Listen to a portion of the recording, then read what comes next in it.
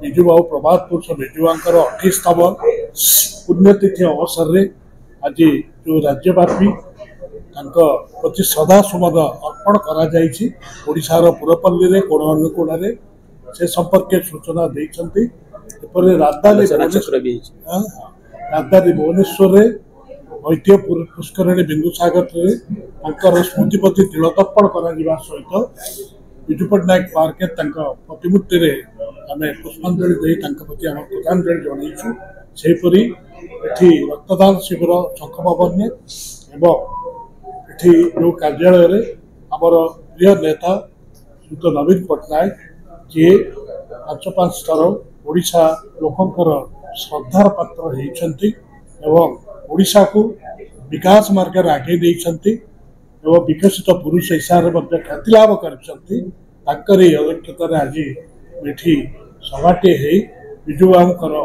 स्मृति प्रति कार्यक्रम प्रति ये सदासुमन अर्पण कराई। गोटे कथा जे विजुबाबू प्रभात पुरुष थे ओडिशार अन्यतम बरपुत्र बेड़े सी सदा बेले ओडिशा को एभली भाव भारतीय संघीय भारतीय एभली भाव 1 नंबर स्थान अधिकार करने से चेष्टा था स्वाधीनतार पूर्व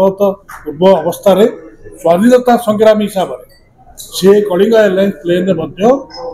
स्वाधीनता संग्रामी मान को ब्रिटिश शासन समय गोटे स्थान अन्य स्थान को स्थानांतरित करुले लुचा छपा भाव से बहुत कठिन दंड भोगिया पड़ा केवल से नुहे 3 3टी राष्ट्र पताका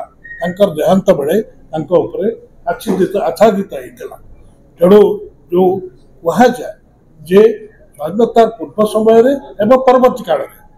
षष्ठ दशक से मुख्यमंत्री थे नव दशक पुनर्बार ओडिशा लोक आशा स्थापन करते आम जदि कहवा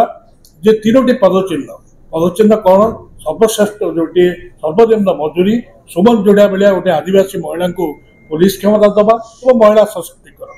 ये सब 3टी क्षेत्र में आज भी मोर मन अच्छी जो गणमाध्यम आपण मिली आष्टा कैंटीन छकरे जो मंडल कमिशन को लेकर चलला आंदोलन से भर को जाई कहते गरीबर जाति नाही गरीबर जाति ना ये उक्ति प्रभात पुरुष विजुबाबू कहते तेणु ये तो देहांत हो जाइए किंतु कृति एवं मूर्ति ये जिते चेष्टा करूँ मलिन करें कारण पाद चिन्ह केवल एवं नुहे अतीत आगामी दिन में आगामी पीढ़ी सदा बेले प्रेरणार उत्स होपरिक राजनैतिक प्रतिद्वंदी मान देहांत सर्वश्रेष्ठ श्रद्धांजलि देते कौन कहते से झड़ रहीगल बेला अरे जहाँ कहती आह्वान सम्मुखीन हवा एवं आहरी कौन कहते धरणीर कृष्ण सार कहते मूर्तिकार कहते माटीर मूर्तिकार कहते ये 3टी वाक्य निश्चित भाव विजुबाबूर जो रही व्यक्तित्व ताही प्रमाणित करे केते से समस्त मध्य ओडिशा लोक हृदय थे आम आगामी पीढ़ी